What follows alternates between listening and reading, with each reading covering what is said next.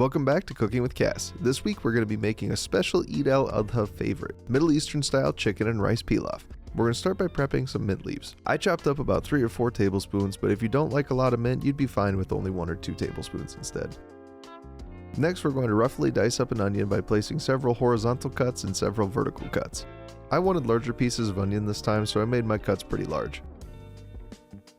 Finally, we'll cut up some halal chicken thighs from Midamar You can find the link for that in the description below. Set that aside for now while we prepare our yogurt sauce.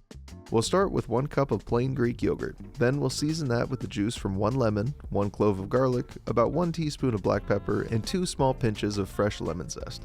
Then we'll give that a good whisking. Make sure to give this a taste once it's all mixed up. Go ahead and add more to it to get it to your liking. Once that's tasting good, cover it and refrigerate it for now. Now it's time to make some rice. We'll start with 1 cup of basmati rice that's been rinsed clean. Next we'll put in about a 1/4 teaspoon of 7 spice in with our rice. And now we want this to be really flavorful, so instead of using water, we're going to pour in about 1.5 cups of halal chicken stock. Whisk it up and let it cook until the rice is tender.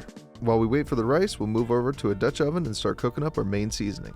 We'll start by cooking the onion and the chicken over medium heat with about 1 tablespoon of olive oil. If you start to notice that your chicken and onions look a little dry, add a little more olive oil.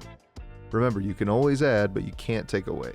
We'll fry that, stirring occasionally until the chicken is no longer pink and the onions have softened. Once that's happened, we'll add in 3 cloves of crushed garlic and about 2 tablespoons of 7 spice. Mix that up until the seasoning has covered all of the chicken and onions and stir constantly. If you don't, this will pretty quickly start to burn to the bottom of the pan. Next, we'll add in a pinch of golden raisins. This was about a tablespoon or so. Now we'll lower our heat to medium-low and add 1 large handful of spinach. Cover the pot and let that cook for about a minute.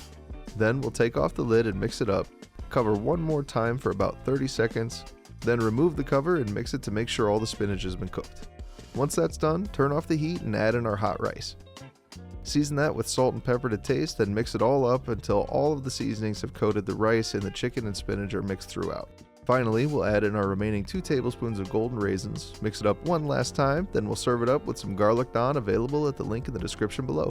And that's it. Top it with fresh lemon zest and the chopped mint and enjoy. I hope you liked this recipe as much as we did, and we'll see you next week with another delicious halal recipe.